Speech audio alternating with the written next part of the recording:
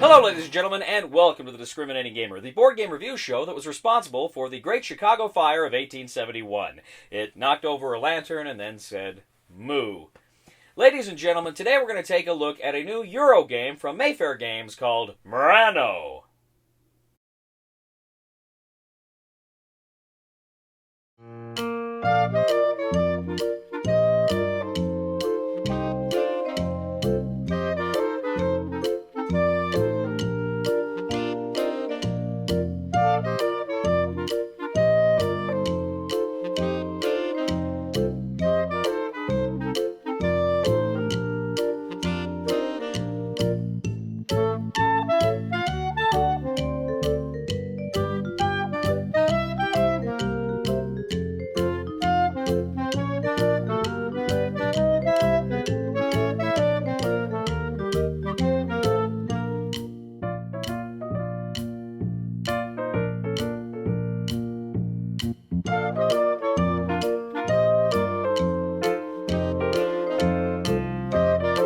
In Murano, from Mayfair Games, 2 to 4 players take on the role of Venetian merchants. And the goal is to build up the islands in Venice to your benefit. Now this is, at its heart, a worker placement game. Essentially, you have a number of islands in the center of the board with empty spaces where you can build things. You also have tiles that you can build with. You have road tiles, glass factory tiles, palaces, shops, different places that you can build. Now, around the periphery of the islands, you have a series of gondolas, boats that can move around to different places, different spots that can trigger different activities, different actions for you to do. You also have gondoliers, and gondoliers are going to be placed in certain parts of the islands at different times, and they're going to be very important for scoring purposes. Now, on your turn, you're going to be able to move a gondola around the periphery of the board. You can move it up to the space that another gondola is in. So you can move it as far as you want, but as soon as it gets to another gondola, it has to stop before it enters that same space. And each space is going to contain different actions. If you want an action that a boat's already in, then you can actually move that boat forward, move another boat in, but it's going to cost you a gold for each additional boat you move, and you can still only take one action. Now, when you land in the different spaces, there are all sorts of different kinds of actions. For instance, some actions let you place your gondoliers in different islands, essentially giving them a certain control over it, which is going to be important for scoring. There's some spots that allow you to take certain kinds of buildings. For a certain amount of coins, you can pick a shop. Or for more, you can actually look through the deck and pick the shop that you want. You can do the same things with palaces or with the glass factories. You can do another movement, lets you actually construct up to 3 buildings. You can build road tiles, or you can build the shops or the palaces or the glass factories. You can go to one spot and build glass for as many glass factories as you want. That does cost you victory points for each piece of glass you build. It costs you 2 victory points, but there's potential there to make a lot of money, because if you pick out glass of the same color, you can sell it. Just one piece of glass of any color costs, I think, is 5. If you have 2, I think it's 12. If you pull out 3 of the same color, then you can sell that for 20. So you can make a lot of gold, but it costs you in victory points. One space allows you to just get a couple of pieces of gold. There's also a special tile for special buildings. And that's cool too, because if you build the special building, then you are going to be able to get these special cards that give you certain advantages in the game. There's also spots that allow you to buy more gondoliers from reserve, so hopefully you can place them in other places later. Or maybe if you feel like you've got too many gondoliers out there, you can actually sell them back into the reserve for more gold.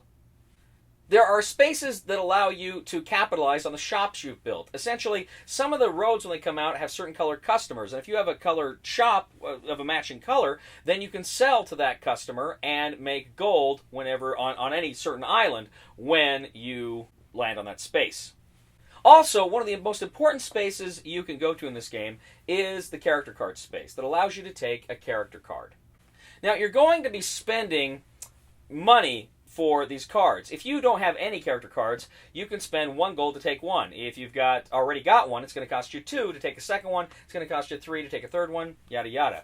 Now, when you get these character cards, these things are very important because they're kind of the key to victory in this game. Endgame is triggered when 2 of the stacks of tiles are completely depleted. The player that took that last tile, that's his turn, that's his end, but each other player can take a final turn. Now, what you're going to do is, from your character cards, you can essentially spend a gondolier on one of those islands to match that gondolier to that card to score a specific island. And the scoring for those cards is going to be kind of funky. There's going to be different things that pop up in different ways that allow you to score it. Sometimes it's going to be based on customers. Sometimes it's going to be based on things like how much gold you have, in which case you can spend gold to get a certain amount of points. It's going to be based on palaces, and the number of crests they have is potentially something you could score too. So there's a lot of different ways you can score with these character cards, but you have to have the gondoliers on that island in order to score it. And you can only score 1 for each gondolier you have. Once you go through, you're going to add up the scores. Whoever has the most victory points at the end of the game, adding up all of these and a few other factors, is the winner of Murano. So what do I think of Murano? I got to tell you, Murano is one of those games that looks like a fairly heavy Euro. Just to pull all the pieces out, reading through the rules, there's a sense there that it's going to be fairly involved. But actually, when you actually set it out and you start playing the game, it is not nearly as complex and complicated as perhaps you were fearing that it was. In fact, I would call Murano a light to medium level Euro. I was thinking it was going to be a medium to hard. This is a light to medium Euro. So there's no reason to be scared and run away screaming. In fact, the rule book is not terribly complex. There's a lot of examples, a lot of, telling you exactly what the cards do, but it's not really a terribly dense rule book. And when you kind of look at it that way, you realize this is not a terribly complex game. One of the aspects of Murano that I found really, really engaging is the fact that you've got those gondolas around the periphery, and you're moving them to go to those spaces that you want. But again, if the spaces that you want are already taken by other boats, you're going to have to pay gold. So is it worth it to get that action to pay that gold? You may not have the gold. You do have the option of passing, which gives you a little bit of gold, and you can move a ship anyway. But there's really some tense moments when you want certain actions that are just not available. At least they're not available so you can afford them. That's very interesting, and it's cool because you can't go back with the gondolas. You can only go forward. It's very interesting. Something else that is interesting is the dynamic of you've got your currency and you've got your victory points. And how are you going to kind of leverage one to capitalize on the other in the short term, and then the other way around in the long term? And it brings a very interesting dynamic to the table. These are decisions you're constantly weighing, constantly trying to assess, while at the same time you're looking at everybody else. Okay, what are they doing? What are they doing? And then when you bring out the character cards, you don't know what each other's strategies are really amounting to, because you don't know how they're going to score. The best you can do is see where their gondoliers are and try to say, well, okay, that's on that island, and that's on that island, so maybe they're doing something like this or something like that. But you really fundamentally don't know, so you're just trying to do the best you can and capitalizing the best you can on what you've got.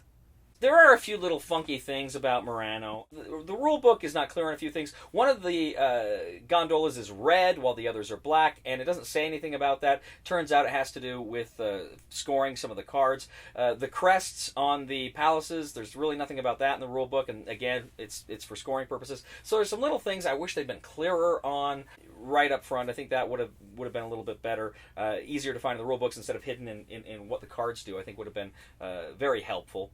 Also, too, there's not a lot of incentive for somebody to be the guy to pull off that last tile that triggers the endgame, because that's his last turn. So unless you deliberately want to trigger an endgame, you may not want to do that. So that's a little funky, too. But generally speaking, this game is fun. It's engaging. I really enjoyed Murano. I've said this many, many times. I'm not a huge Eurogame fan. And one of the reasons is it seems like so many Eurogames are just needlessly complex. And this one isn't. This one is swift gameplay, about an hour and a half tops, and it's fun, it's engaging. I got a kick out of it. So the recommendation for the discriminating gamer for Murano is absolutely buy it!